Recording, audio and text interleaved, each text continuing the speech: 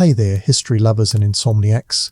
Welcome to the Drowsy Historian, where the past refuses to stay politely in the textbooks and instead crashes into your late-night thoughts with velvet gloves and a faint smell of lavender. Tonight we're stepping into a world of chandeliers, corsets, and barely disguised psychological warfare. Imagine the most uncomfortable wedding reception you've ever endured. Then multiply the social pressure by 10 and remove the possibility of leaving early. That, my sleepless friends, is a Victorian party. And before the music even begins, the tension is already thick enough to slice with a silver butter knife. Victorian gatherings looked glamorous from the outside, horse-drawn carriages lining gaslit streets, gowns shimmering like moonlit waterfalls. But beneath the satin surface lurked a minefield of rules and hidden hierarchies. Your night began long before you set foot in the drawing room with the ritual of calling cards. These were not casual invitations. They were miniature tests of status. Each guest submitted a small rectangle of thick, expensive paper bearing their name in elegant, often illegible cursive. The curve of a letter, the shade of the ink, even the crispness of the edges signaled wealth, breeding, and a lifetime of etiquette lessons. A single smudge could betray nervous fingers or, worse, financial instability. The butler received each card like a sacred relic, scanning for social defects while maintaining an expression of granite neutrality. His raised eyebrow could elevate or annihilate your evening before you even removed your gloves. Once your card passed inspection, you entered the vestibule, a liminal space where first impressions collided with damp overcoats and the faint aroma of horse manure from the carriage drive. Here, servants in starched linen performed a ballet of cloak removal while silently ranking your fabrics. Every movement mattered, the angle of your bow, the order in which you removed your gloves, even the pause before you handed over a hatpin. To arrive too early signaled desperation, too late, arrogance. Perfect timing required the precision of a military campaign. Guests often lingered awkwardly in this reception zone, hearts pounding beneath layers of whalebone corsetry, aware that any visible sweat could be interpreted as moral weakness. And then there was fashion's hidden cruelty. The whalebone stays pressed inward until lungs felt like folded handkerchiefs. Men weren't spared either. Add to this the heavy perfumes favoured by the era. Lavender battling rosewater, battling coal smoke. The house itself added to the tension. Victorian architecture prized ornamental discomfort, narrow hallways that forced unplanned encounters, drawing rooms arranged so every chair carried social meaning. Some seats were reserved for elders or titled guests. Others were strategically placed to encourage flirtation or discourage political debates. A newcomer faced a silent puzzle. Sit in the wrong chair and you might accidentally signal romantic interest or political allegiance. Servants watched quietly, ready to report any misstep to gossiping relatives. Even the sounds of arrival carried unspoken messages. The creak of a carriage wheel outside announced new players in the social chess game. Footmen opened doors with theatrical precision, their timing designed to remind guests of the household's wealth and discipline. A too loud laugh, a poorly timed cough, even the scuff of a boot heel could draw subtle frowns from the guardians of propriety. Conversation during these opening minutes remained purposefully bland remarks on the weather, a compliment on the host's hydrangeas, because any genuine opinion risked controversy. Yet beneath all this restraint pulsed an energy bordering on the absurd. Everyone knew that once the games began, reputations could rise or fall in the span of a single parlour contest. Rumours of last week's fainting episode or a disastrously salted aspic travelled faster than the servants carrying the next tray of tepid punch. Guests smiled with carefully measured enthusiasm, masking the calculations behind every nod and glance. A simple introduction. Lady Cavendish, may I present Mr. Stee? Fortescue carried layers of coded meaning about wealth, inheritance, and potential alliances. One misplaced title could ignite a family feud or sink a marriage prospect before dessert.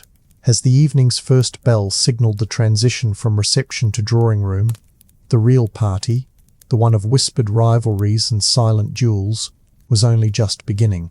You had survived the entrance, But victory was far from assured.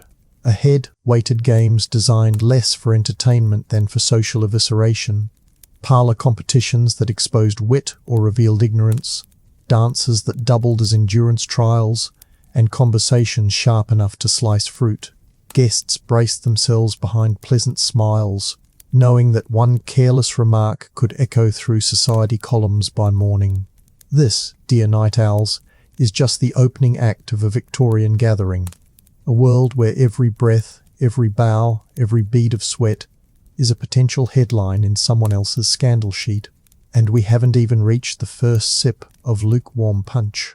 The butler's final nod fades behind you as the drawing room opens like a theatrical set, each object arranged to display wealth while quietly testing your composure. Gaslight flickers against walls crowded with portraits whose unsmiling faces seem to judge every step. Heavy curtains trap a mixture of lavender water, coal smoke, and human nerves, creating a scent both sweet and faintly metallic. Conversations hover at a careful murmur, rising only when the hostess glides past in a gown designed less for comfort than for the visual suggestion of effortless grace. Guests spread through the room in patterns that look casual but follow invisible borders of rank and alliance. You can feel the hierarchy in the air, an electric tension where a misplaced word might draw polite but lethal smiles. Furniture becomes part of the contest. Some chairs are obviously reserved for the highest rung of society. Others sit strategically in corners where a whispered exchange can spark rumours by morning. Standing still feels safest, yet standing too long marks you as hesitant or dull. Moving invites attention, and attention carries risk. Across the room, a pair of young men speak in languid French, their voices soft enough to exclude everyone, yet loud enough to remind listeners of continental sophistication. A woman near the mantel raises a fan with the precision of a duelist, blocking a rival's view while signalling triumph to anyone fluent in fan language. Every gesture contains layers of meaning that servants, trained observers of these rituals, decode with quiet amusement. Victorian dialogue rewards implication over clarity. You are expected to share opinions that sound refined, while revealing nothing that could ignite open conflict. Compliments must be subtle, never obvious. To call a dress lovely is too direct. To remark that the colour recalls a delicate sunrise shows education and restraint. Mentioning a popular novelist like Dickens risks being labelled middlebrow, while choosing a fashionable but obscure poet signals refinement if delivered with the correct shade of boredom. The wrong choice can turn smiles brittle. You watch as a guest introduces the name of a new cereal, and the room freezes for a heartbeat, fans pausing mid-flutter before conversation resumes with faintly sharpened edges.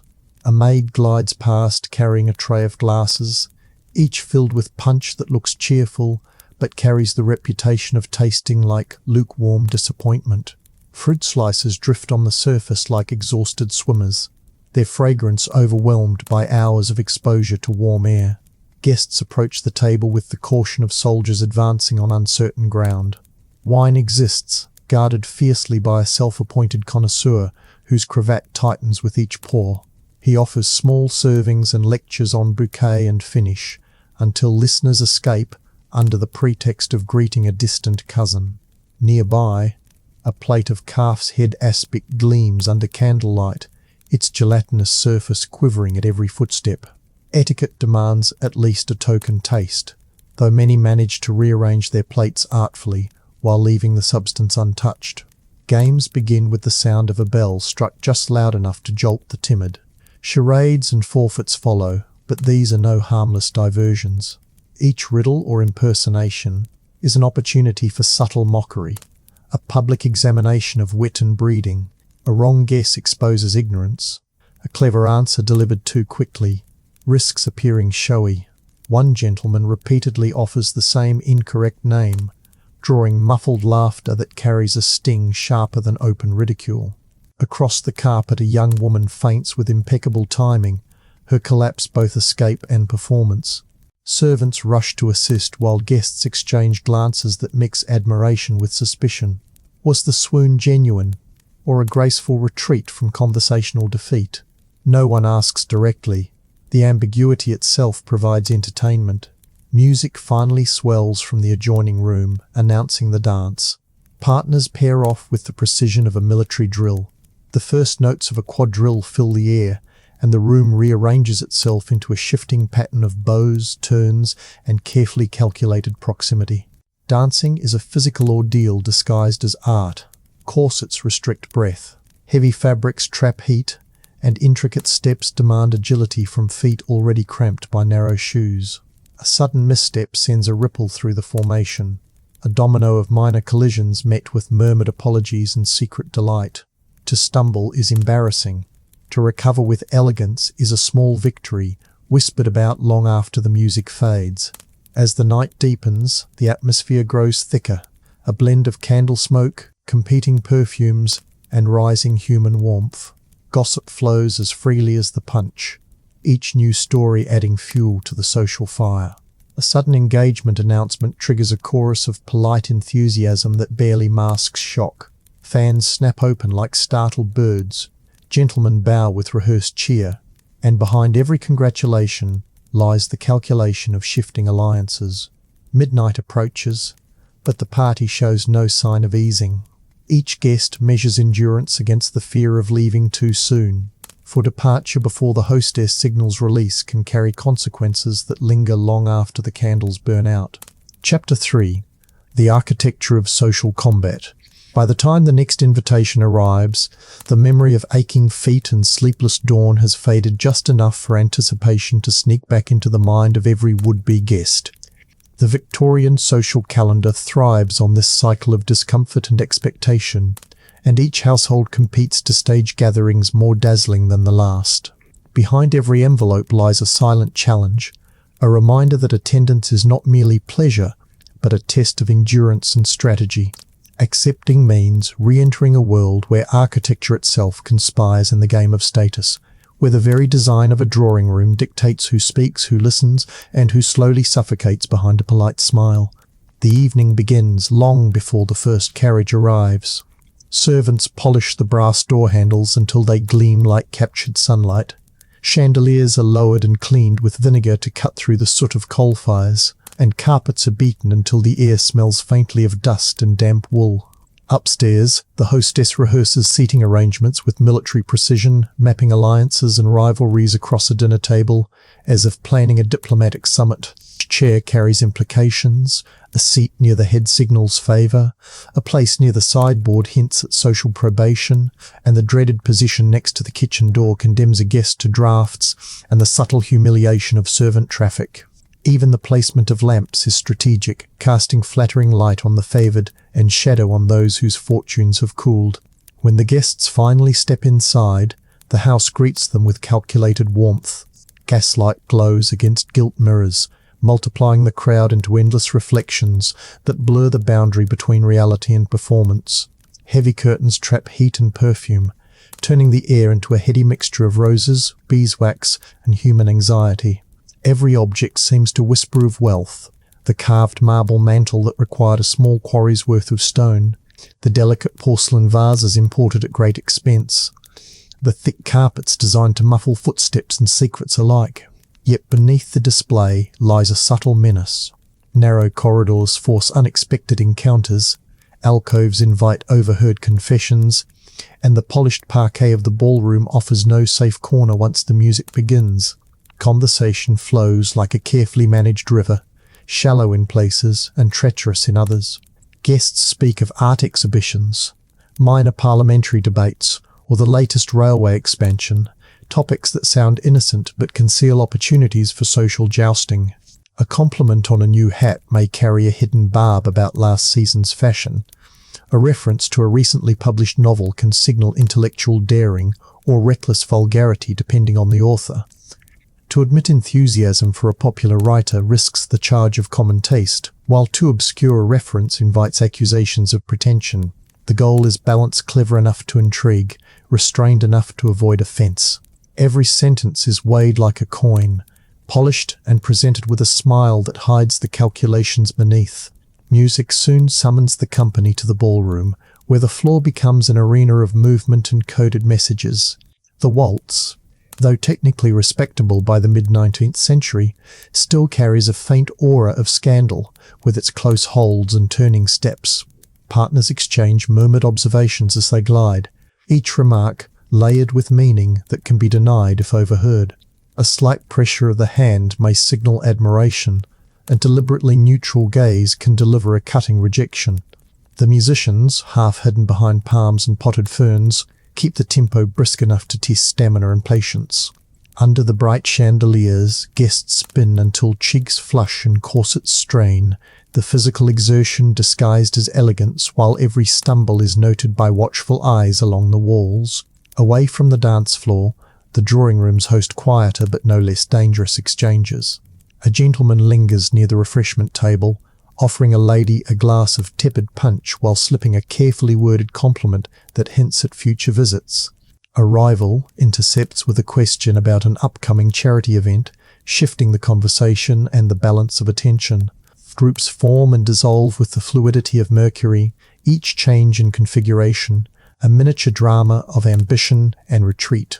Servants move silently among them, replenishing glasses and absorbing gossip that will filter through kitchens and stables before the night ends. Their presence reminds every guest that the performance is never private. Every remark, no matter how softly spoken, has an audience.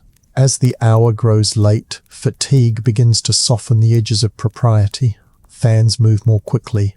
Laughter rings a shade too loud, and the sharp scent of perspiration breaks through layers of cologne and rosewater. Yet no one leaves without the subtle signal from the hostess, for departure too soon suggests boredom, and departure too late hints desperation. Guests calculate their exit with the precision of gamblers, seeking the perfect moment that conveys both enjoyment and independence. When the final carriage door closes and the street falls silent, the house exhales, its chandeliers still trembling from the vibrations of music and whispered intrigue. Another night of social combat has concluded, but the memory of every word, every glance, every strategic smile will linger in the minds of those who measure their worth in the delicate currency of Victorian reputation. The ballroom has emptied, but the true substance of the evening lingers like perfume trapped in heavy curtains. Outside, carriage wheels grind against wet stones as the final guests vanish into the mist, leaving behind a house saturated with whispered alliances and carefully veiled hostilities. Inside, servants begin their silent march to restore order, yet the echoes of conversation remain sharp enough to slice through the hush. The polished floors still carry the memory of each cautious step, each turn of a dance that was as much about strategy as music. What unfolded beneath the chandeliers was never simple entertainment. It was a social tournament where every glance functioned as a calculated move on an invisible chessboard. During the long hours of music and measured laughter, reputations were built or quietly dismantled. A misplaced compliment here, a hesitation there, could tilt the delicate balance of social standing. One gentleman's slight stumble during the quadrille was quickly disguised with a self-deprecating smile, but not before a pair of keen-eyed matrons exchanged a knowing look that would feed the gossip circuits by morning. A young lady's enthusiastic remark about a new railway line drew polite nods from some and barely concealed smirks from others, her interest in industrial progress interpreted as charming by a few and dangerously modern by those clinging to the old order. Every exchange served as a test, a chance for subtle victories and invisible defeats. The architecture of the house itself aided these quiet battles. Alcoves near the windows offered just enough shadow for confidential conversations, while ensuring that nothing remained truly private.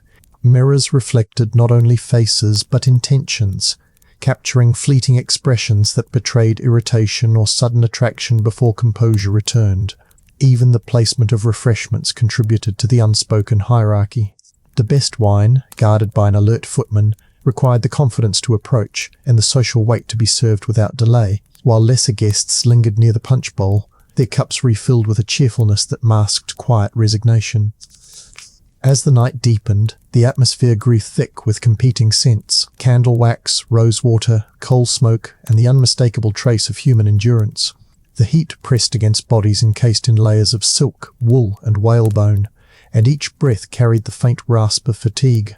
Yet the guests held their poses with a determination born of years spent mastering the art of controlled discomfort.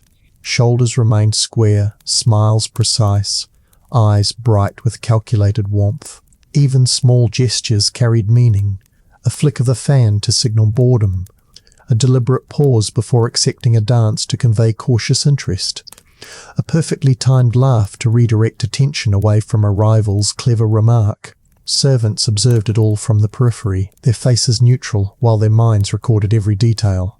The footman who steadied a chair after an especially enthusiastic waltz noted the flirtation that caused the near collision. The maid refilling the punch bowl caught fragments of conversation that revealed family debts and secret engagements. Their quiet presence formed a living archive of the night, a network through which the stories of triumph and embarrassment would travel long before any official report reached the society pages. In a world where reputation meant everything, these silent witnesses held a power rarely acknowledged but deeply understood.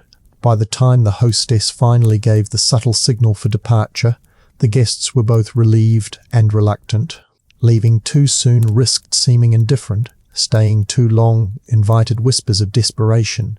Each farewell became its own performance, measured in the firmness of a handshake, the warmth of a parting smile, the precise number of seconds spent exchanging polite assurances of future visits. Carriages waited in a neat line outside, their lamps glowing like distant stars, while inside the house the final bows and curtsies unfolded with the elegance of a closing act. Only when the last door shut and the final wheels rolled away did the house allow itself a sigh of release. Yet the night's influence extended far beyond the extinguished candles. Tomorrow, drawing rooms across the city would buzz with carefully edited accounts of who impressed and who faltered. A glance mistaken for affection might become the seed of an engagement rumour. A moment of silence after a bold comment could be retold as a devastating social blunder.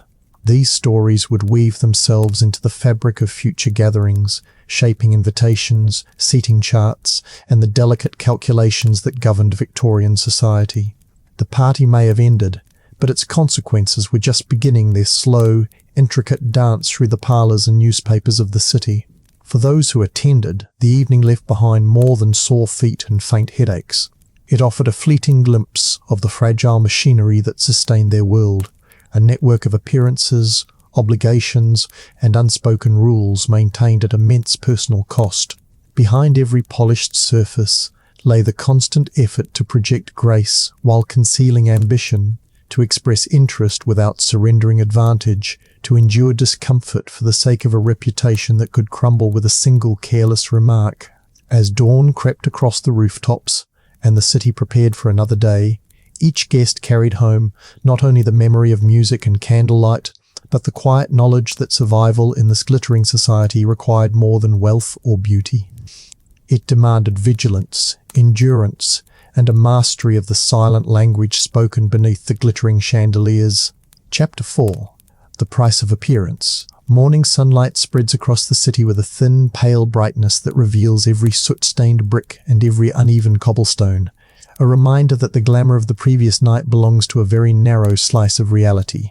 Inside the houses where music once echoed and candles trembled, the families who hosted these spectacles awakened to a quieter but no less demanding set of rituals. The first task of the day is not rest but reputation, for Victorian society treats the aftermath of a party as another stage in the endless performance of status. While servants have already laboured through the dark hours to erase every physical trace of the gathering, the hosts must now manage the more delicate work of shaping the story that will circulate through drawing rooms and newspaper columns before evening. Breakfast itself becomes an extension of the night's campaign. The family gathers around a polished table laid with silver teapots and thin porcelain cups, each place setting a statement of wealth and discipline. Conversation flows in measured tones, carefully avoiding any hint of fatigue. Red eyes and aching limbs are hidden behind crisp collars and freshly starched cuffs. The mistress of the house inquires after the health of her guests with the same precision she used to arrange the seating chart, each question designed to gauge satisfaction without inviting criticism. Children, if present, are expected to appear briefly, offer polite greetings, and vanish before their natural energy disrupts the fragile calm. A single careless remark about spilled punch or a torn hem could undermine the carefully crafted illusion of effortless hospitality. After breakfast, the work of narrative truly begins. Letters of thanks must be written and dispatched before noon, each one balancing warmth with restraint. Too brief a note suggests indifference. Too effusive a tone risks appearing desperate for approval. Hosts review the guest list with a strategist's eye, recalling which introductions succeeded, which rivalries were soothed, and which small disasters require swift management. A misplaced word overheard by a sharp-eared servant can ignite a rumor that spreads faster than the morning milk deliveries. The family must anticipate these currents, releasing their own version of events through trusted acquaintances to ensure that the evening is remembered for elegance rather than mishap. Meanwhile, the physical cost of the night settles into aching muscles and throbbing heads. Women peel off layers of silk and whalebone, only to find skin marked by deep ridges where corsets bit into flesh. Gentlemen discover bruises hidden beneath waistcoats from the rigid embrace of high collars and stiff cravats. Even the youngest participants feel the dull heaviness of feet squeezed into shoes designed for beauty rather than comfort. Yet complaints remain unspoken. To admit pain is to reveal the effort behind the spectacle, and effort is the one thing a Victorian host or guest must never display. Instead, they speak of the fine weather, the quality of the music, and the agreeable company, while quietly planning how to recover before the next round of invitations arrives. Outside the house, tradesmen arrive with deliveries that reflect the hidden economy supporting these gatherings. Florists collect vases used to display borrowed blooms. Wine merchants present invoices written in elegant script, and coal suppliers tally the extra consumption required to keep rooms warm until dawn. Each bill carries a reminder that social prestige is purchased not only with charm, but with hard currency. Families of moderate means stretch their budgets to maintain appearances, relying on credit or quiet loans to fund evenings that seem effortless but cost more than a month of ordinary living. Servants who witness both the glittering display and the careful counting of coins understand better than anyone the fragile boundary between respectability and ruin. As the day progresses, the city begins to hum with fresh gossip. Footmen delivering letters trade observations with coachmen waiting at curbs, their snippets of overheard conversation weaving into a network of stories that will reach the highest salons by nightfall. A fainting episode becomes a tale of romantic heartbreak. A spilled glass of claret transforms into a whispered scandal involving secret passions or hidden debts. Hosts who miscalculate the pace of this rumour mill risk finding their names attached to narratives they cannot control. Those with experience move swiftly, dispatching trusted allies to repeat flattering details and quietly contradict damaging ones before they harden into accepted fact. By late afternoon, the visible signs of fatigue begin to fade, replaced by the polished readiness demanded by the next social engagement. Fresh garments are selected, carriages prepared, and new invitations considered with a mixture of dread and excitement. The cycle renews itself with mechanical precision. Plan, perform, recover, and plan again. Every party exists, not as an isolated event, but as a single note in a continuous symphony of appearances, each one reinforcing or undermining the family's place in the delicate hierarchy of class and influence. To step away from this rhythm would be to invite obscurity, a fate more feared than debt or discomfort. As twilight descends, the house once again glows with the soft light of gas lamps, hiding the fatigue that still lingers behind composed expressions. The family sits together for a quiet supper, exchanging polite remarks about the success of the previous night, while their minds already calculate the strategies required for the next. Outside, the city prepares for another round of gatherings where the same faces will smile, the same music will play, and the same silent contests will unfold beneath the shimmer of chandeliers. The price of appearance remains constant, measured not only in pounds and pence, but in hours of planning, layers of clothing, and the relentless effort to maintain a reputation as fragile as the porcelain cups now stacked neatly in the pantry. Afternoon shadows lengthen across the cobblestone streets as the city shakes off the damp chill of morning and settles into the steady rhythm of another day. Inside the grand houses that hosted last night's revelry, The outward calm conceals a restless undercurrent of planning and calculation. Servants move with the quiet precision of seasoned performers, repairing fragile decorations, counting linen, and noting supplies that must be replenished before the next gathering. The air carries the faint mingled scents of beeswax, lavender, and spent coal, reminders that the house is both a battlefield and a stage where reputation is defended as fiercely as any fortress. Although the music has ceased and the guests have gone, the machinery of social life continues without pause, demanding preparation for the next round before fatigue has time to settle fully. In drawing rooms still gleaming from the night's cleaning, the mistress of the house sits with her writing desk angled toward the fading light, reviewing a fresh stack of invitations. Her pen moves swiftly across heavy cream paper, composing notes of thanks and carefully measured acceptances. Each decision carries implications that extend far beyond the polite phrases on the page. To decline an invitation from a prominent family without offering an elegant excuse risks offending allies. To accept too eagerly may suggest a hunger for attention. Every line is a miniature negotiation, balancing courtesy and ambition in a society where a single misstep can echo through weeks of gossip. She pauses over one particular card, considering whether to attend a dinner hosted by a rival whose fortune is rumoured to be waning. Attendance could be read as magnanimity or as an endorsement of fading influence. The choice must be perfect. Elsewhere in the house, the master reviews accounts with the butler, their discussion cloaked in the language of discretion but driven by the hard reality of numbers. Last night's expenditures are tallied in neat columns, bottles of claret consumed, extra coal for the ballroom fire, hours of overtime for the musicians. Each figure is compared against the unspoken budget of social obligation. The cost of appearing effortlessly wealthy is steep, yet failure to maintain the illusion invites a far heavier penalty: loss of status, diminished invitations, and the slow erosion of influence that defines the social death feared by every ambitious family. The master calculates how many weeks remain before the next major event, weighing the prospect of a smaller gathering against the risk of seeming to retreat from public life.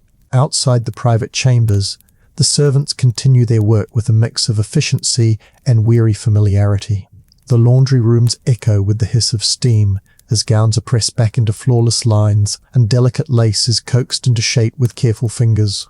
Footmen polish silver until their reflections stare back at them from gleaming surfaces, while kitchen staff prepare simple meals to sustain the household through another evening of preparation.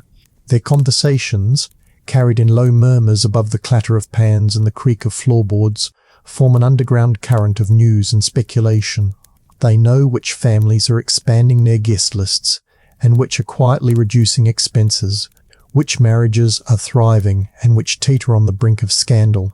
Their network of information flows faster and more accurately than the printed gossip sheets that society pretends to trust. As dusk approaches, the family dresses once more, this time for a quieter dinner with a select few confidants. Though smaller in scale, the gathering demands the same meticulous attention to detail. Lamps are adjusted to cast flattering light, flowers are rearranged to hide the faint scent of wilt, and servants rehearse the order of dishes to ensure a seamless presentation. The conversation that follows will shape future alliances and guide the next wave of invitations. A casual remark about the success of last night's party, a well-placed compliment on a rival's taste in music, or a subtle reference to an upcoming charity event can all shift the delicate balance of social standing. Even in a room of trusted friends, every sentence carries weight. Night deepens, and carriages once again appear at the gates, their lamps glowing like restless eyes in the mist. Guests step down carefully, their expressions bright with practiced charm despite the fatigue that lingers from the previous evening. The cycle renews itself with a familiarity that borders on ritual. Compliments are exchanged, laughter rings through freshly polished halls, and the same invisible games resume beneath the surface of polite conversation. Outside, the city darkens, but inside the house the glow of chandeliers returns, erasing the memory of morning's weariness and wrapping the occupants in the soft deception of endless elegance. By the time the final visitors depart, the family will once again face the quiet reckoning of accounts, letters, and whispered judgments. Servants will return to their hidden corridors to begin the long work of restoration. Tomorrow, another household will host a similar gathering, and the same guests will don fresh garments, adjust their smiles, and re-enter the dance of appearances as if the last 24 hours never happened. In this relentless world, the line between celebration and obligation blurs until they are one and the same, each evening merely a prelude to the next. The chandeliers may dim and the music may fade, but the pursuit of recognition continues, as endless and demanding as the gas lamps that keep the city glowing long after the natural night should have reclaimed it. Chapter 5. After midnight, the masks slip. The chandeliers have dimmed to a tired glitter, and the rooms have taken on that peculiar quiet that arrives only after the last obliging laugh has been spent, the sort of hush in which carpets remember footfalls and mirrors keep secrets, and it is here, well past midnight, that the party reveals its strangest face. Conversation no longer clicks like clockwork. It drifts and curls, thin as candle smoke, gathering in corners where the air tastes of wax and stale citrus. The colonel still defends his station by the punch, a self-appointed sentinel with a flushed jaw and a glass that never quite empties, lecturing a patient footman about pigeons that once saved a regiment, then about pigeons that ate diplomatic messages, then about pigeons in disguise, while the footman nods with the eerie serenity of a saint and edges the ladle out of reach by half an inch each time the colonel blinks. Nearby, Byron Mann appears, he of the travel-stained book and unsuitable ardour, materializing at a guest's elbow to deliver a sigh so heavy it might bend silver, before reciting lines to a coat rack with a tenderness no person has earned from him all evening. Each stanza falls into the carpet like a pebble into deep water, ripples swallowed by brocade. Across the drawing room, portraits brood from their frames. One gentleman's fingers are too long for comfort. Another lady's eyes follow the viewer with a prosecutor's interest. No one smiles. Perhaps smiles are for daylight and dentistry. These faces were painted to endure hours like this. An orgy of vines and chinoiserie seems to lift and breathe in the wavering light, and a guest remarks that the dragons look hungry tonight. Another swears the crane by the door has shifted its weight.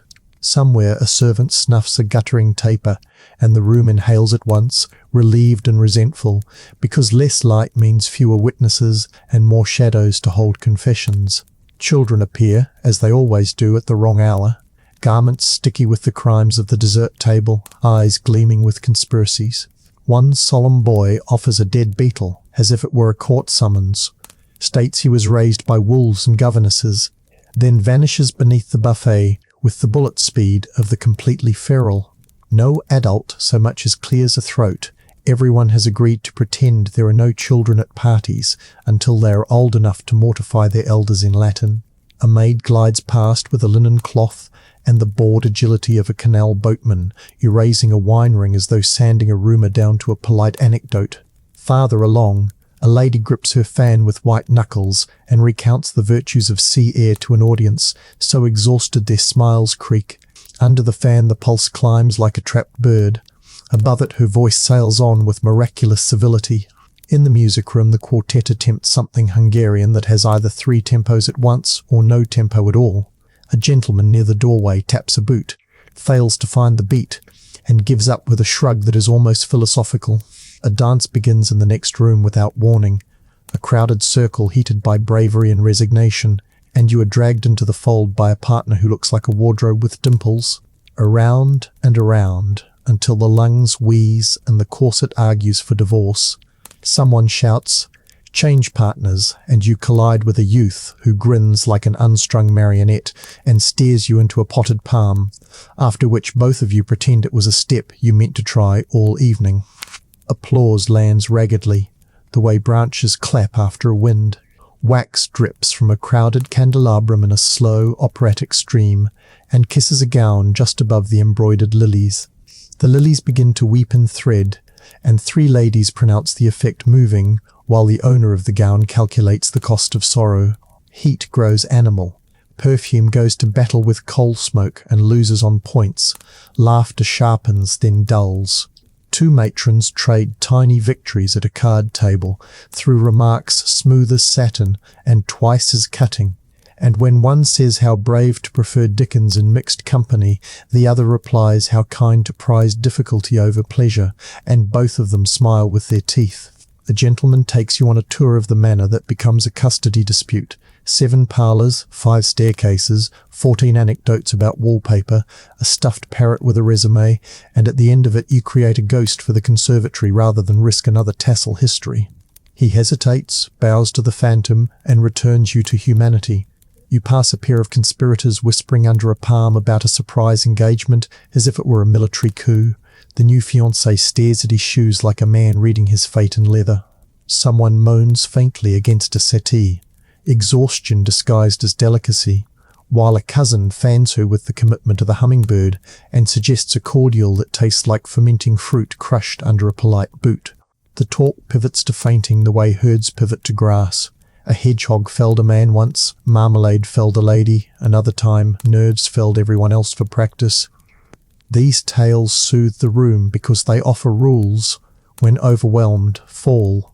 At the far window, the air is cooler, and the glass throws back a second ball, one in which your own face looks like a mask left too long in a box. A gentleman coughs and apologizes for existing, then coughs again to apologize for the apology, and the sequence would go on forever if a tray didn't chime and break the spell. Punch has become memory. Lemon slices drift like tide coins at the bottom of a fountain, out of wishes. The Colonel attempts a toast to Queen and country, forgets where he put the country, and proposes pigeons. Applause breaks out because kindness is faster than correction at this hour. Below stairs, a rumour of song rises, the kind with a pulse, reminding you that joy tonight lives where shoes are sensible and rooms have air. Up here the doors still hold, propriety has latched them from the inside. You stand, and the corset complains in grammar, and you remember that survival here is a sequence of tiny negotiations, the angle at which to refuse a dance without wounding, the precise temperature of a smile, the breadth of a nod that signals both interest and retreat. A child reappears like a comet, drags a spoon across the wainscot as if signing a treaty, and slips away. The hostess, radiant and structurally indestructible, drifts through in a tide of powder and resolve, catching loosened threads, oiling hinges with a glance, arranging the atmosphere until it looks effortless again. Portraits continue their prosecution. Wallpaper watches, candles gutter, stammer, and steady themselves. You realize the floorboards are quietly vibrating with a downstairs rhythm that has nothing to do with etiquette and everything to do with oxygen. A friend touches your sleeve. A whisper no louder than a folded note. Run. You do not. No one does. The game demands one last circuit, one more civilized remark, one more gallant retreat. So you make it, and you hold, and you let the room swallow it. Last, only when the house believes you have paid in full. The signal moves through the company like a draft through reeds, gloves, cloaks, carriages. The night loosens its jaw. The portraits resume their silent trial. The punch sets like a bad decision. Children evaporate into linen closets. The Colonel salutes the ladle and tips into a fern. Byron Man bows to the coat rack and promises to write. And you, suddenly weightless with permission, follow the lamp-lit corridor past the dragons and cranes, past the waxen lilies, past the place where you were almost yourself, to the door where the cool air waits with a verdict kinder than society ever is. Finished. For now. The door shuts behind you with a solid click that feels heavier than sound, a punctuation mark on a night that seemed determined never to end. Outside, the air carries the raw edge of early morning, damp with river mist and faintly metallic from the city's sleeping industry. It slices through layers of perfume and sweat, a sudden mercy after hours of breathing, the dense cocktail of coal smoke, candle wax, and human tension. Gravel crunches underfoot as you cross the courtyard toward the waiting carriage, every step releasing a quiet chorus of aches that had been smothered beneath whalebone and etiquette. Your ribs complain where the corset pinched, your ankles throb from shoes narrowed for fashion's sake, and yet the simple freedom to breathe without calculation is worth every blister. Behind the great doors, servants begin their final sweep, their muted voices carrying a note of weary triumph. They will finish the story of the night long after the guests have gone, polishing silver and resetting furniture until the house looks as if nothing happened at all. The carriage rocks forward, and the city slides by in fragments of gaslight and shadow. Row houses doze behind drawn curtains, their chimneys releasing the last curls of smoke from midnight fires. Milk carts clatter across cobblestones, the first honest sound of the new day. A solitary newsboy trudges through the mist, his bundle of papers smelling of fresh ink and coal dust, each sheet waiting to catch a rumour from a party he will never see. You lean back against the worn leather seat and let the rhythm of the wheels loosen the knot of vigilance that held you upright for so many hours. Thoughts arrive in flashes. The colonel saluting the punch ladle, the boy with the beetle, the way the wallpaper seemed to shift like a restless animal when the candles guttered. Each memory carries both amusement and a faint chill, as though the house itself participated in the night's elaborate theatre. Dawn spreads slowly, turning the sky a hesitant silver. Church spires pierce the mist, bells tolling the first call to morning prayers. They sound less like devotion and more like a verdict. Another night survived, another test passed, another debt to endurance paid. Inside the carriage, fatigue becomes a physical fog. Muscles slacken, eyelids grow heavy, and yet the mind refuses full rest, replaying each exchange for hidden meanings. Did that pause after your remark signal admiration or quiet disapproval? Was the sudden invitation to a future dinner a genuine compliment or a polite trap? Victorian society teaches that nothing is accidental, that every smile hides a ledger of debts and favours. Even now, as the streets empty and the first shopkeepers unlatch their shutters, you calculate the next move in a game that never truly stops. Home appears at last, a familiar silhouette softened by morning haze. A servant opens the gate with a respectful nod, and the carriage wheels crunch to a final halt. Inside, the hallway greets you with the clean scent of polished wood and cooled hearths, a sanctuary from the layered perfumes of the party. You peel off gloves stiff with dried perspiration, unfasten the corset hooks that left their cruel signature along your spine, and step free of the gown whose shimmer has dulled to the colour of spent moonlight. Each release of fabric draws a deeper breath. Each pin removed from your hair loosens another strand of tension. By the time you sink into a chair beside the quiet hearth, you feel less like a guest and more like a survivor, one who has crossed a battlefield of manners and emerged with dignity intact. Yet sleep does not come easily. Behind closed eyes the night continues, replaying in fragments of colour and sound. The strained smile of the hostess as she sensed the final collapse of conversation, the sharp click of a fan signalling a victory only two rivals understood, the faint scrape of a servant's shoe as he overheard a confidence meant to remain private. These memories do not fade with the dawn. They seep into the next day's breakfast chatter, into the letters of thanks and the carefully worded invitations already waiting to be written. The party is over, but its influence spreads outward like ripples from a stone cast into deep water, touching households across the city where gossip will bloom before noon. Outside, the city brightens into ordinary life. Market stalls open with the smell of fresh bread. Costermongers shout their prices, and carriages rattle toward offices and shops where clerks and apprentices begin their day without knowledge of the delicate wars fought in drawing rooms while they slept. To them the night is nothing but a rumour, yet their work sustains the wealth that fuels these endless performances. Coal must be mined, silk imported, candles poured, and newspapers printed, so that the upper classes can dance, gossip, and measure one another in the soft glow of gaslight. The machinery of society demands participants at every level, from the footman who polishes a silver ladle to the merchant who finances the next shipment of French lace. Each plays a role, even if only a handful ever see the chandeliers. You rise at last and draw the curtains wide. Sunlight spills across the room, exposing dust motes and the faint scratches left by years of furniture rearranged for countless entertainments. The ordinary world looks almost too bright, its clarity a rebuke to the soft deceit of candlelight. Yet you know that as evening falls, another invitation will arrive, and with it the familiar pull of obligation disguised as excitement. You will read the elegant script, consider the names on the guest list, and feel the quiet throb of calculation begin again. Because in this society withdrawal is unthinkable, and each night survived only leads to the next. The music may stop, the chandeliers may dim, but the game waits patiently for its players, ready to resume the moment fatigue is forgotten and ambition stirs once more. Chapter 6.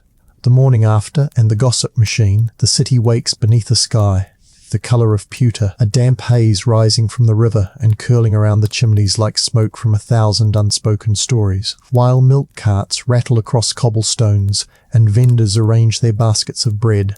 The houses that hosted last night's spectacle begin a quieter but equally demanding performance. The party may have ended with the first pale streak of dawn, yet its consequences are only beginning to unfurl.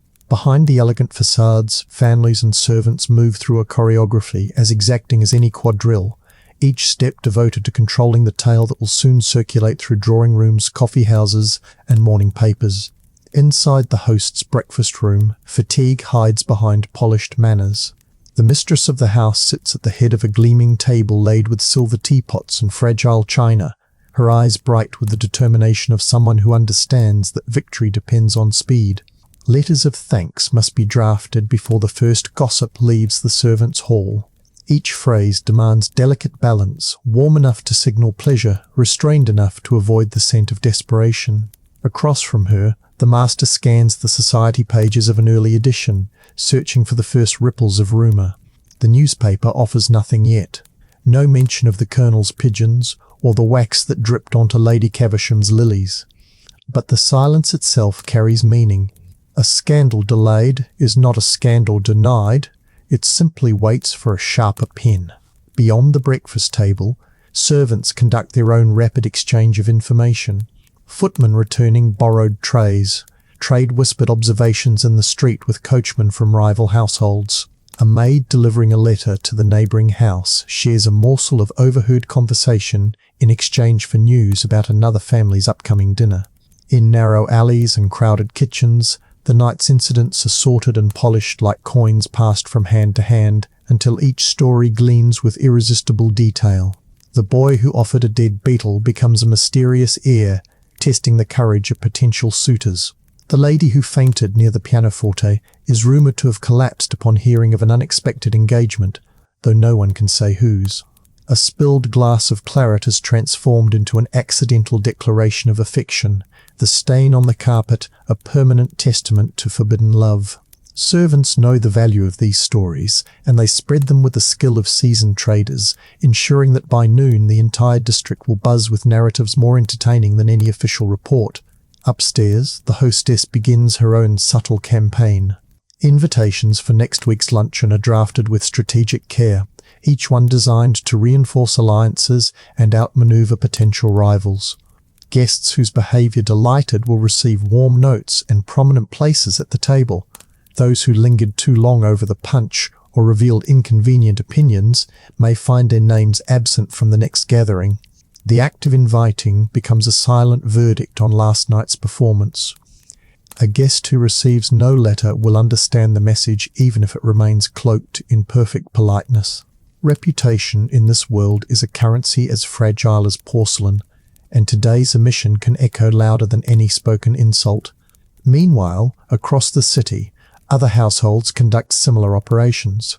The young debutante sits at her writing desk, recounting the evening to a trusted cousin in a letter thick with exclamation marks, careful to praise the music while slyly noting the awkward fall of a rival during the final dance. In a gentleman's club near the river, older men sip brandy and debate whether the colonel's lecture on military pigeons was inspired or merely the first symptom of senility. A bookseller on a quiet lane overhears two customers discussing the engagement rumour and silently calculates how many copies of Byron's poetry to place in the window before evening. Each retelling adds a layer of embroidery, and soon the party exists less as a memory than as a living organism, growing, shedding and reshaping itself with every repetition. By midday, the gossip reaches the newspapers, not as explicit scandal, but as sly allusion. A society column mentions the unexpected liveliness of last night's entertainment, praises the hostess's impeccable taste in floral arrangements, and notes with playful ambiguity the dramatic gestures of a distinguished military gentleman. Readers familiar with the scene recognize the hints and fill in the details from their own networks of information. Those who are not present can only imagine, and their imaginings often outrun the truth. The paper sells quickly, carried from breakfast tables to cafes, from cafe counters to street corners, until the entire city hums with a shared curiosity that binds strangers together for the price of a penny sheet. As evening approaches, the first responses arrive. Couriers deliver gracious notes of gratitude from guests eager to affirm their own positions within the social hierarchy. Some letters arrive wrapped in extravagant compliments, others in cautious brevity, each one a move in the ongoing game. The hostess reads them with a practiced eye, noting not only the words but the timing of their arrival. A prompt letter signals respect. A delayed one suggests indifference or quiet rebellion. She files each response in a mental ledger, calculating who deserves an invitation to the next gathering and who will be quietly forgotten when the next set of calling cards is dispatched. Through it all, the servants continue their unseen work, carrying letters, polishing silver, and spreading stories with a precision that rivals any printing press. Their gossip flows upward as well as outward, seeping into the decisions of the families they serve. A well-placed remark from a trusted maid can elevate a guest's reputation or bury a rival's prospects without a single word appearing in print. By nightfall, the narrative of the party has travelled across the city and begun its slow transformation into legend. Details blur, motives shift, and new scandals sprout from the fertile soil of speculation, ready to feed the next round of conversations. When darkness falls again and gas lamps flicker to life along the river, the party of the night before already feels like ancient history, yet its echoes shape every invitation, every smile, every carefully measured bow in the evenings to come. The guests will meet again under new chandeliers, carrying the invisible baggage of today's rumours and yesterday's triumphs. They will dance, whisper, and negotiate, each movement a continuation of a story that never truly ends. In Victorian society, the night is only the beginning. The real party unfolds in the days that follow, in letters and newspapers, in alleyway whispers and polished parlours, until every sigh and stumble has been weighed, traded, and transformed into the next glittering opportunity for ambition. 3 days have passed since the house on Belgrave Square hosted its shimmering ordeal, and the hostess, Lady Caversham, wakes before the servant's bell with the uneasy sense that the party is still breathing somewhere beyond the walls. Dawn seeps through the lace curtains, carrying with it the distant rumble of carts on wet cobblestones and the faint clang of a milkman's bell. The house stands immaculate silver-polished, carpets beaten, mirrors once again reflecting only what is placed before them. Yet the silence feels charged, as if the walls themselves are listening for the next whisper. Lady Caversham rises with the careful grace of a woman trained never to betray fatigue, though the muscles of her back protest every movement. She allows herself a single deep breath before ringing for her maid. Today will not be a day of rest. Today she must harvest the consequences of that endless night. Breakfast unfolds like a polite interrogation. Her husband sits behind the rustle of the morning paper, eyes scanning the society columns for coded judgments. The report is brief but pointed. An evening of admirable animation, a distinguished military gentleman offering memorable toasts. No names are printed, yet every reader will know the colonel and his pigeons. Lady Caversham accepts the praise with a smile that hides both relief and calculation. Praise this early is a good sign, but it also means rivals will redouble their efforts to outshine her before the season ends. She asks the butler for the morning's post, and the parade of letters begins. Thank you notes from allies, cautious compliments from cautious families, and 1 or 2 invitations already scented with the faint aroma of competition. Each envelope carries not only words, but subtle signals of allegiance and ambition. She reads each one twice before placing it in the mental ledger that governs the next round of invitations. While the mistress sifts through paper alliances upstairs, the city outside spins its own version of the story. Down in the servants' hall, the night watchman recounts his favourite detail, a child with a dead beetle and a declaration of wolfish ancestry, to a kitchen maid who repeats it to a grocer's boy before the eggs are even counted.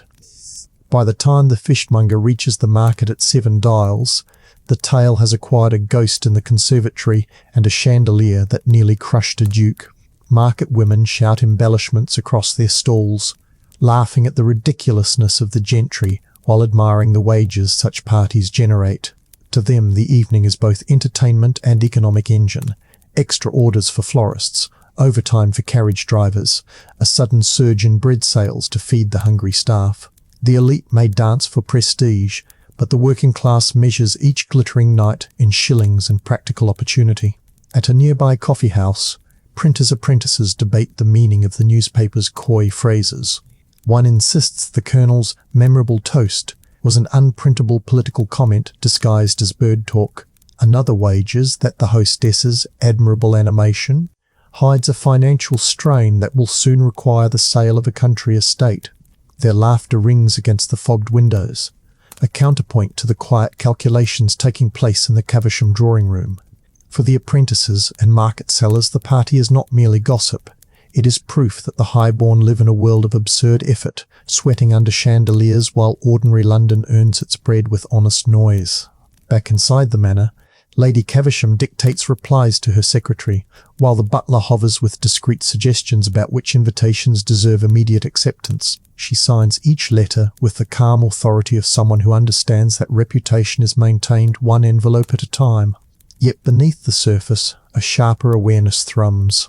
She remembers the faint crack of wax landing on embroidered lilies, the quick glance between two matrons when the music faltered, the almost imperceptible pause in conversation when a guest mentioned the new railway. These moments, invisible to the untrained eye, are the true currency of society. They will determine which alliances strengthen, which rivalries sharpen, and who receives the next coveted card. Outside, a costermonger calls his prices for apples, the cry carrying into the quiet street like a trumpet from another universe.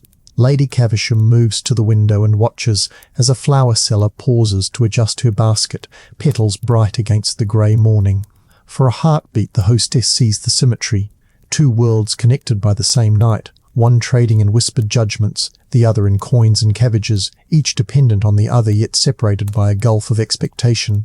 The flower seller does not know the names of the guests she supplied, but she knows the price of roses has risen since the season began, and that is knowledge enough. As the clock strikes noon, Lady Caversham closes her final letter and allows herself a rare moment of stillness.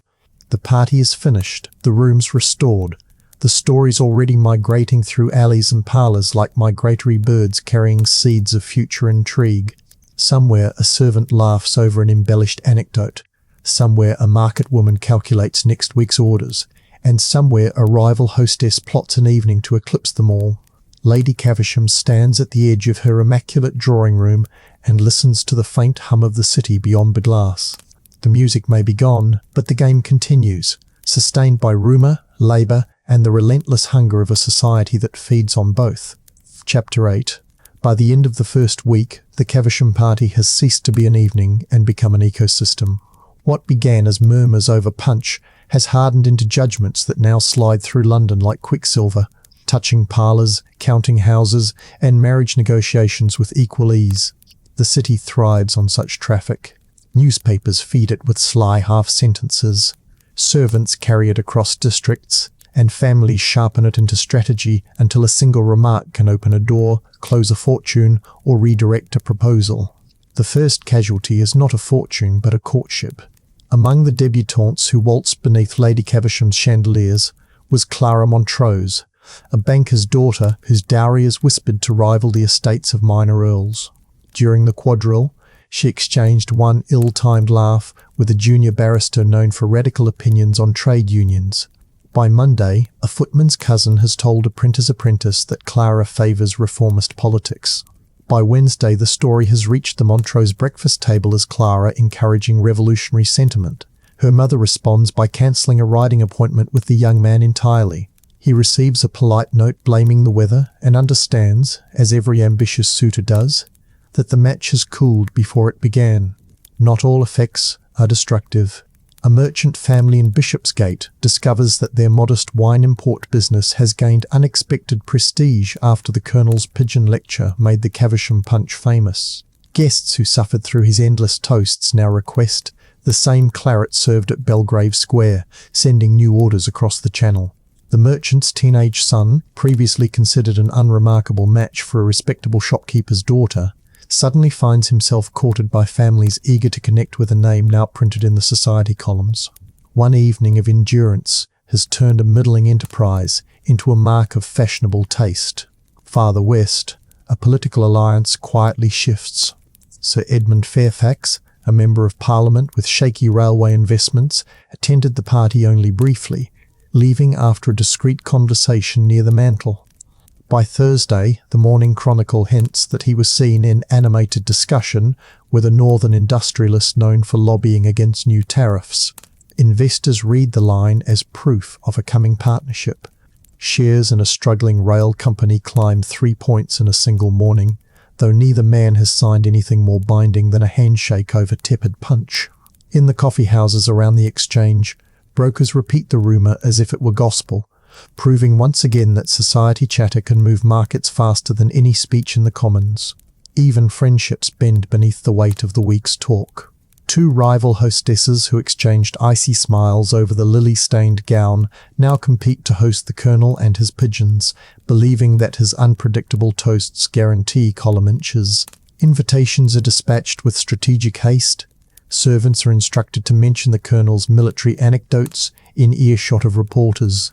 The Colonel, blissfully unaware of his sudden currency, accepts both offers and begins composing a new speech on the heroism of messenger birds in the Crimean campaign. Lady Caversham watches these developments with the calm of a seasoned player. Each morning brings new letters, each letter a fresh measure of her party's reach.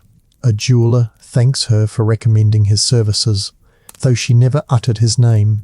A minor baronet requests an introduction to a guest she barely remembers, citing a conversation of mutual interest that never occurred. The party has become self-propelling, its fictions breeding opportunities no hostess could engineer alone. She responds with careful brevity, encouraging what benefits her allies, allowing less useful rumours to die of neglect. Across the river, the working class treats these ripples as entertainment and economy combined. Florists note a rise in orders for lilies, each bouquet carrying a private joke about wax tears. Printers rush extra editions of society papers to meet demand. Even costermongers profit as gossip draws crowds to the markets, where customers linger over apples and cabbage, while swapping the latest exaggerations. For them, the Caversham party is not merely a story but a source of wages. Every rumour that spawns a luncheon or engagement means more flowers, more wine, more overtime. By the week's end, London itself seems rearranged by a single night's laughter and missteps. A marriage cooled, a business quickened, a railway stock revived, two rival salons set on a collision course, all from conversations too trivial to print in full. Lady Caversham stands at her window on the 7th evening, watching lamps flare against the damp dusk, and understands that the real dance is not the waltz but the slow, relentless movement of reputation. Candles may gutter and carpets may be beaten, but the stories have slipped the leash of her drawing room and now belong to the city, where they will breed alliances and betrayals until another night provides fresher prey.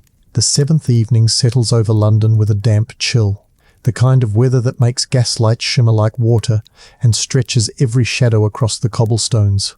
Inside Belgrave Square, the Caversham house stands outwardly serene, lamps glowing behind drawn curtains, but the world beyond those walls has already shifted in small but measurable ways. The party is no longer a single memory. It is a living force that now moves through parlours, counting rooms, and newspaper offices with the persistence of a tide. What began as a night of waltzes and small talk has become an invisible engine turning the gears of marriages, finances, and fragile alliances. In the Montrose household, Clara sits at her escritoire, drafting yet another polite refusal for an invitation she once would have accepted without hesitation. The rumour of her supposed radical sympathies, born from nothing more than a misplaced laugh during the quadrille, has reached the ears of her father's most important clients. A banker with investments in colonial trade has quietly suggested that Clara's presence might unsettle negotiations with a conservative shipping family. Her mother responds with a smile and a swift cancellation of Clara's afternoon rides, pretending the decision is about the weather. Clara senses the change, but is left to puzzle over how a single conversation, misheard and embroidered by servants and printers, could travel faster than the very carriages that carried her home. Across the city, the merchant family who supplied the famous claret now enjoys a boom that feels almost reckless. Orders arrive from households that never before acknowledged their modest Bishopsgate address. A wine steward for a prominent club requests 2 extra crates of the Caversham vintage, a phrase that did not exist a week ago but now carries the weight of fashion. Their teenage son, once dismissed as a shopkeeper's heir, receives a tentative inquiry from a family whose eldest daughter recently made her debut. Marriage prospects rise with the price of claret, and the merchant's wife begins to calculate dowries with a shrewdness learned from years of balancing ledgers. In Parliament, Sir Edmund Fairfax allows himself a small smile behind the pages of the Morning Chronicle. The paper's careful mention of his animated discussion at the party has done more to revive investor confidence than any speech he might deliver in the House. Shares in the struggling West Midland Railway have climbed steadily since Tuesday, and brokers now speak of him as a man with inside knowledge. Though the conversation that sparked the speculation consisted of nothing more than a few vague remarks about the reliability of carrier pigeons. Sir Edmund pockets the gain in silence, understanding that to deny the rumour would be to kill the golden goose before it lays its second egg. Not all fortunes rise. A lesser baronet finds his invitation list mysteriously shrinking after an overeager cousin repeated a story about wax dripping onto Lady Caversham's embroidered lilies. In some tellings, the wax is a symbol of divine disapproval. In others, it represents careless housekeeping. Either version damages a hostess who prides herself on perfection. Those eager to curry favour with Lady Caversham now distance themselves from the baronet, whose cousin is quietly labelled unreliable. A single decorative mishap, magnified through a week of retelling, has rearranged a social circle more effectively than any open quarrel. Below stairs, servants continue to feed the current. A footman recounts to a fishmonger that the Colonel's toast included a veiled remark about foreign trade, a detail that never happened, but now travels through market stalls as economic prophecy. Laundrymaids swap news while scrubbing gowns, noting which hems carry the faint scent of panic perfume applied too hastily on the morning after. Their observations reach coachmen, who deliver them to club porters, who pass them to journalists hungry for hints. By the time the Illustrated London News prints a sketch of Lady Caversham's ballroom, complete with a fictitious chandelier swing, the servants have already moved on to fresher interpretations, turning the party into a legend whose accuracy no longer matters. Lady Caversham herself observes the ripple from the quiet of her study. Each morning she reviews new letters of thanks, each one a signal disguised as gratitude. Some are written on heavy cream paper with edges of gilt, others on modest stationery smelling faintly of coal smoke. But every sheet reveals a calculation, who seeks alliance, who offers a compliment in exchange for a future invitation, who dares a subtle insult wrapped in flowery prose. She answers with cool precision, rewarding those whose rumours benefit her and starving the less useful stories of attention. The game requires patience. To deny a rumour too quickly is to give it weight. To ignore it entirely risks letting rivals define the narrative. Outside her window, the city hums with the business of turning gossip into income. Printers run extra evening editions as demand for society news spikes. Florists report an unusual rush for lilies, with wax-like petals, a wink to the famous mishap that now sells bouquets by the dozen. Seamstresses earn overtime altering gowns for hastily arranged luncheons meant to capitalise on the week's excitement. Even the cab drivers profit, ferrying curious sightseers who wish to pass the Caversham house and point out the windows where history, or at least the best story of the season, unfolded.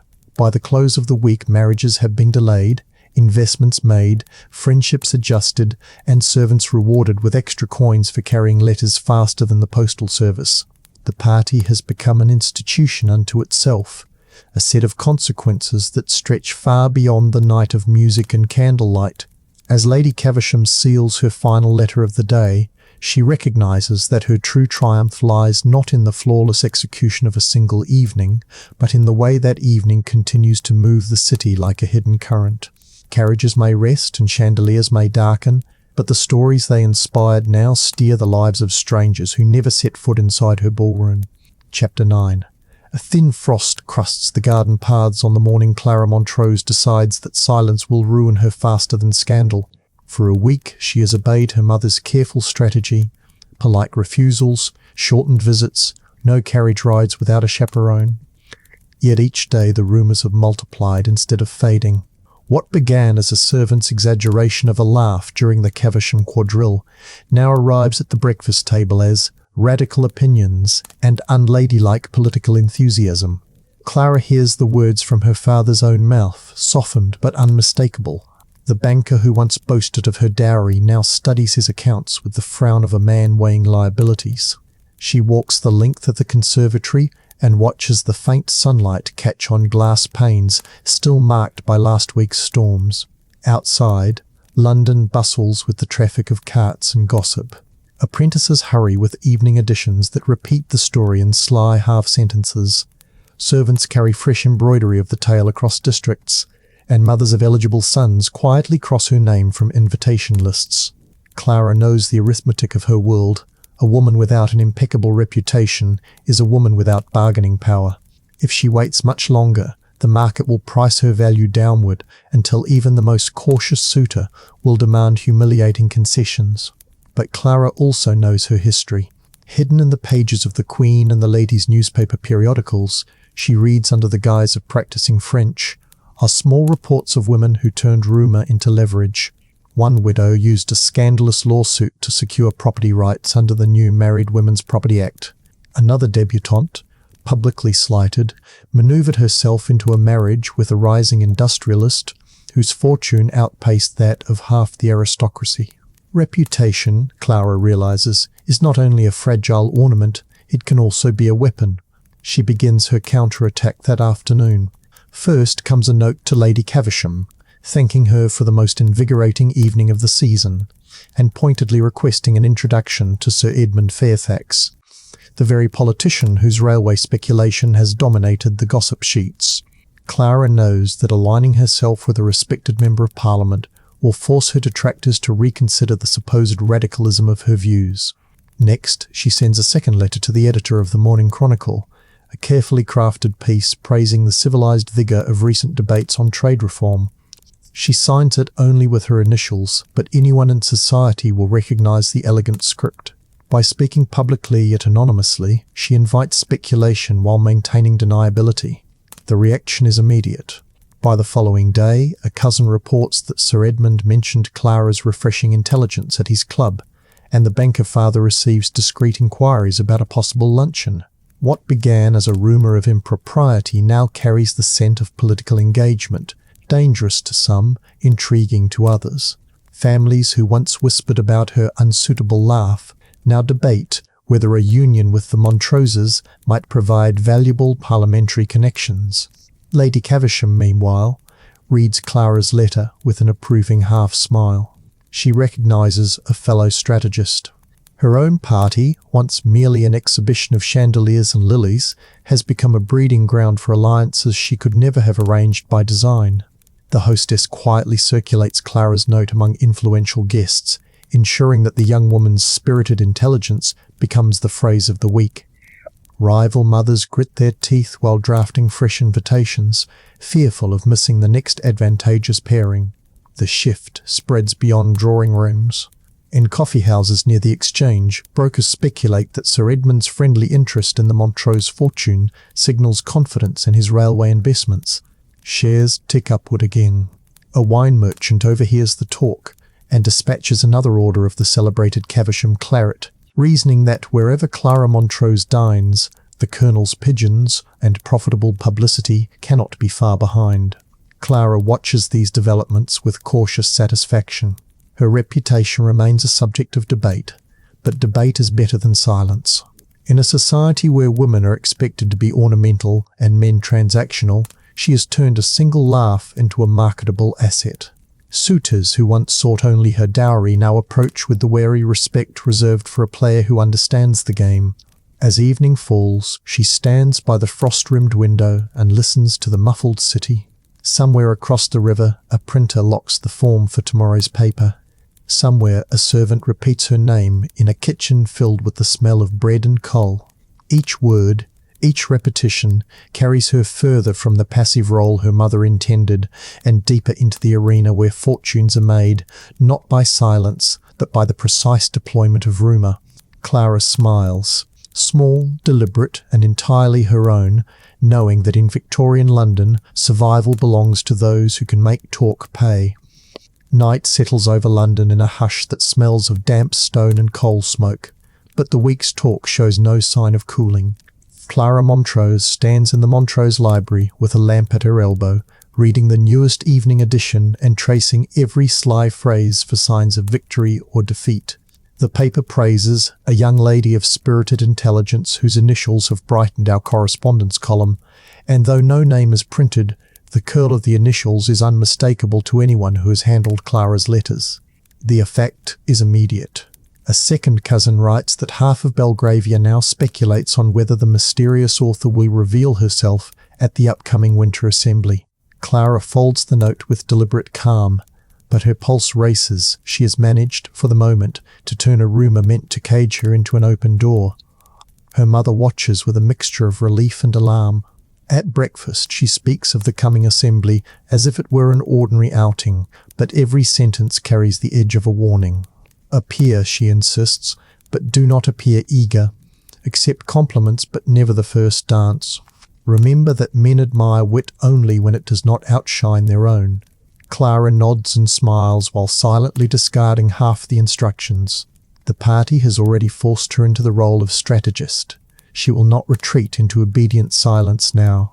In the counting rooms of the city, the Montrose name begins to acquire a new flavour. A broker mentions at lunch that the banker's daughter writes on trade reform. Another notes that the banker himself has quietly purchased more railway shares. Investors, scenting political access through family connection, bid up the price of the very company Sir Edmund Fairfax is rumoured to favour. Clara's father notices the rise and says nothing. That when he returns home that evening, his greeting to Clara carries a warmth absent for days. He does not ask about her letters. He does not need to. The market has delivered its verdict more eloquently than any parent. Across the river, the merchant family whose claret fueled the Caversham punch watches their own fortunes climb. Orders continue to pour in from clubs and salons eager to host the wine of the week, and with each delivery, the story of Clara's clever correspondence is repeated, polished, and sold along with the bottles. Shopkeepers treat her as both cautionary tale and inspiration, a young woman who refused to let servants' gossip dictate her value and instead used the very machinery of rumour to raise her price. Lady Caversham, ever the quiet conductor, advances her own campaign. She arranges a modest luncheon and ensures that both Clara and Sir Edmund receive invitations penned in the same elegant hand. To the casual observer, the meal will appear a simple act of hospitality. To those who understand the grammar of society, it is a calculated move designed to place two ambitious minds within earshot of every influential guest. The hostess sends her footman with the invitations at dusk, knowing the sight of his livery on a cold evening will travel faster than any printed announcement. Meanwhile, servants continue to feed the current. A laundress tells a fishmonger that Clara's initials have appeared again in the Chronicle, though she exaggerates the content into a near-political manifesto. A coachman repeats the embellished version to a bookseller, who adds it to a whispered conversation with a journalist. By the time the next paper goes to press, Clara is described as a lady whose pen rivals her charm, a phrase that thrills progressive readers and unsettles conservative families debating their sons' futures. Clara senses the danger in her success. Each compliment sharpens expectation. Each invitation binds her to a path she has not fully chosen. At night she walks the length of the conservatory and considers the fragile mathematics of her position. A single misjudged remark at the luncheon could undo the week's careful gains. A public withdrawal could brand her as fickle. Yet she also feels a strange exhilaration, the discovery that influence is not the sole property of men with votes and property. By wielding rumour with precision, she has turned society's own weapon against itself, gaining a measure of freedom within the very cage built to contain her. The winter assembly looms like a storm on the horizon. Clara knows that every eye will search for confirmation of the chronicle's hints. Some guests will hope to witness a triumph, others a misstep, all of them eager for fresh material to carry back to kitchens and counting houses. She imagines the dance floor bright with gaslight, the air thick with perfume and expectation, the polished parquet ready to record every slip of her shoes. She will attend, she will dance, and if the city insists on talking, she will give it something worth the price of a headline. As the household retires, the city continues its low murmur, printers locking forms, costermongers shouting the day's last bargains, carriage wheels striking sparks from the stones. Clara stands at the window, watching fog rise from the Thames and thinking of the next move. The party that began with wax-dripped lilies and a colonel's pigeons has carried her to the threshold of real power. Whether that power becomes a marriage, a fortune, or a scandal will depend not on chance but on the careful precision of her next word. Chapter 10. The subtler heat signals, dances, and parlour tactics. From the moment the first lamps bloom along the square, the evening belongs to suggestion. Hands that never quite touch, glances that hold a fraction too long, fans and flowers and folded cards enlisted to say the things mouths must not. In drawing rooms like Lady Caversham's, the seductive art is less about brazen words than about reading a room tuned to scandal and restraint in equal measure. An atmosphere where a single object can behave like a sentence and a single step like a promise. Everyone knows the props. Some are honest tools, some are delicious frauds that survive because the fraud is useful. The hand fan, for instance, flutters through the crowd with the confidence of a co-conspirator, yet the famous diagram of codified signals.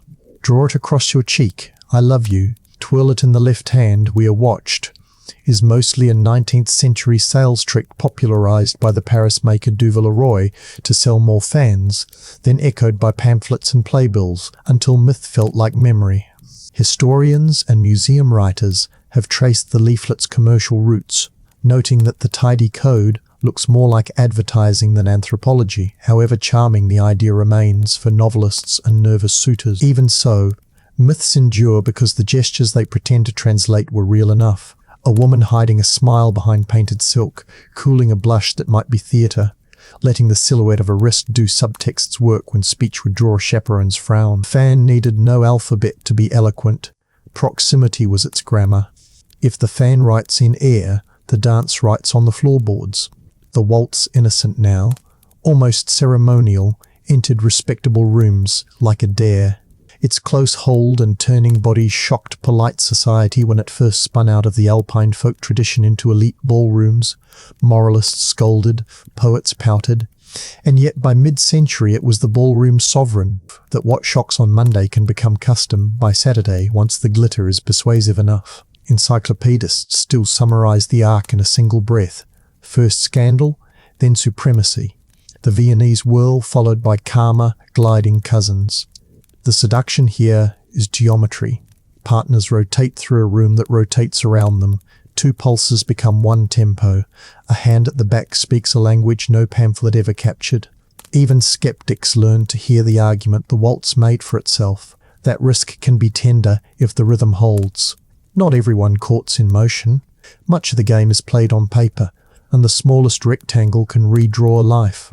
A calling card arriving at the right hour is both invitation and test. A pasteboard treaty carried by servants who understand precisely how much a hinge means in this city. To receive, or to let a card cool on a silver tray, is to signal the future length of a conversation, the likelihood of a visit, the possible fate of a marriage. Entire seasons are won or lost at the threshold. American Gilded Age matrons perfected the public theatre of the card, codifying who could call on whom, when, and how, so ruthlessly that a drawing room's capacity became shorthand for who counted. The habit belonged to a broader Atlantic world of gatekeeping, where paper did most of the touching. In London, as in New York, a card admitted you to the temperature of a house. Too many cards unanswered, and your name acquired winter. Then there are nights when the house itself decides to flirt. Parlour games, ostensibly wholesome, often anything but, engineer contact under the alibi of rules, forfeits and questions and commands, pull strangers into collusion and close the distance between sleeves. A kiss can masquerade as a penalty, a brush of fingers as a forfeit paid. Contemporary lists and retrospectives agree on the pattern. Playful dares, forfeits collected like coin, and a supervised looseness that let the young rehearse courage under the eyes of people who pretended not to notice. It is no accident that many of these games bloom at Christmas, when the calendar itself grants permission to soften edges. Even moralists will allow a single evening for laughter that leans. All of this lives inside a market. Seduction is not merely private appetite, it is an industry that sells mood as merchandise. Makers hawk fans with printed codes. Publishers juice demand with sketch-filled columns and society asides. Florists capitalize on the symbolism of lilies and roses, while musicians supply the pulse that licenses every risk. We like to think desire resists inventory, yet shopkeepers and printers could tell you how quickly a rumor increases the price of a bouquet or a bottle, and how fast a single column inch can crowd an invitation tray by noon. When one hostess turns the city's head, her dressmaker sleeps on the cutting table. When a colonel's ridiculous toast becomes the week's joke, wine merchants move extra claret by asking if patrons prefer the Belgrave punch. The city knows how to set scandal to a ledger. It has centuries of practice. The waltz's early indelicacy became a selling point. Parlor games' danger became a season. The fan's imaginary lexicon became a souvenir as potent as perfume. And yet, underneath the trade and theatre, seduction in these rooms keeps returning to the same modest physics, nearness, timing, plausible deniability. A lady may deny she meant anything by standing within the spill of a man's lamplight. A gentleman can insist he admired only the workmanship of a bracelet while memorizing the heat of skin beneath it. A hostess can place a chair where two rivals will be forced to pause and call it an aesthetic choice. A card in the second post claims it was delayed by weather, not strategy. A laugh at the wrong line of a poem claims it was nervousness, not a signal. The room colludes, and the room forgives, because everyone requires the same secrecy to make their own wishes livable. So fans flutter, myth or not, they hide and reveal on cue. So the waltz murmurs its old argument to new ears, indecent once, ordinary now, and still perilous when the wrong hand steadies the waist. So the games continue to pretend they are games, though everyone knows that forfeits are only wages in disguise, and that the real victory is an alibi that holds until dawn. If you map the evening afterward, the seductive topic is not one thing but a braid, the tactile grammar of dance, the paper politics of calling, the theatrical mischief of parlor play, the pretty fraud of fan codes that never needed to be true to be effective. Together they make a culture where desire must be literate, able to read a sleeve, a card, a step, and where literacy is unevenly priced. Those born with the right name acquire the accent as children, others practice for years to be mistaken for fluent. The brave cheat with invention, a new cut of gown that makes a shoulder into a sentence, a letter to a newspaper that shifts a reputation from liability to asset, a luncheon arranged so that a rumour must sit opposite its correction and make peace over soup. The scandal-averse will call this manipulation. The scandal-friendly will call it art. The city, as always, will call it business and send the bill to the Morning Post. For the rest of us, it is enough to admit that seduction here is not heat, but choreography. An etiquette of wanting, kept steady by objects that encourage us to believe they can speak. And in a way, they do. The fan says, "Look, but let me finish the sentence." The waltz says, "Risk me, I will make you seem braver than you feel." The calling card says, "I am outside," which is a kind of inside if you learn the patience of doors. The game says, "Blame me later." And the house, every house that lives on such nights, says, if you cannot say it, perform it. If you cannot perform it, imply it.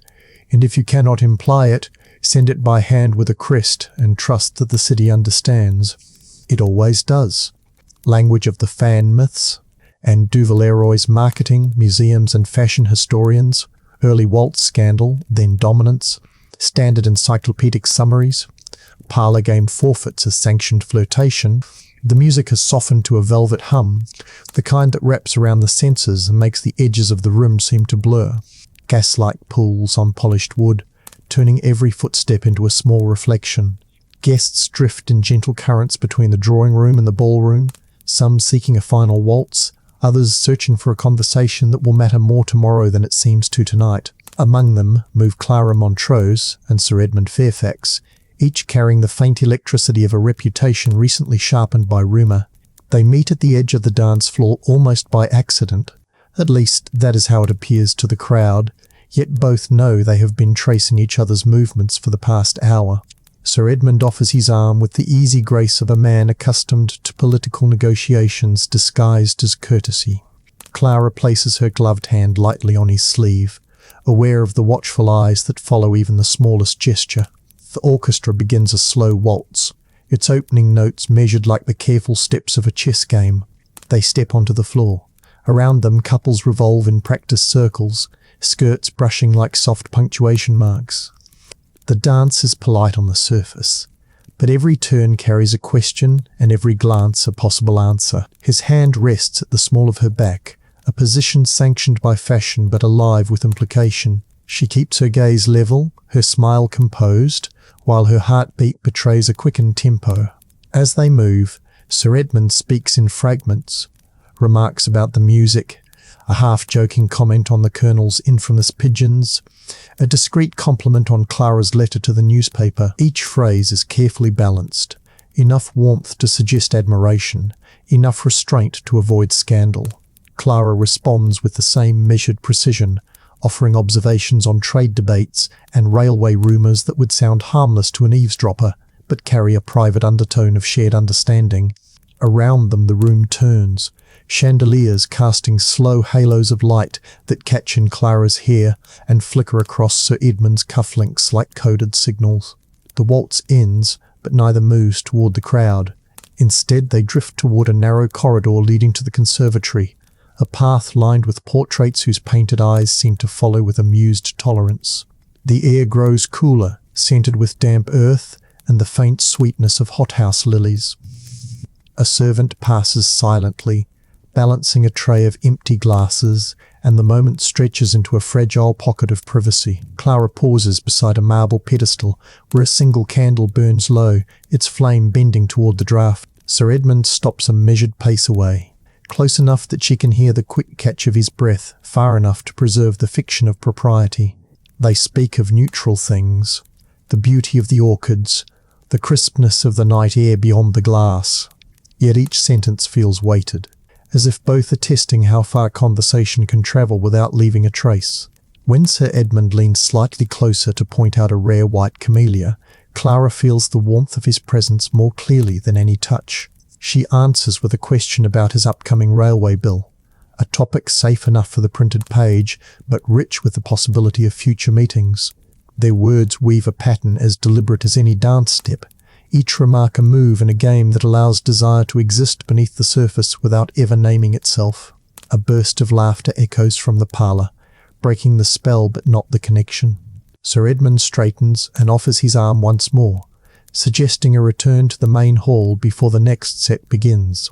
Clara accepts, her gloved fingers resting lightly against his sleeve.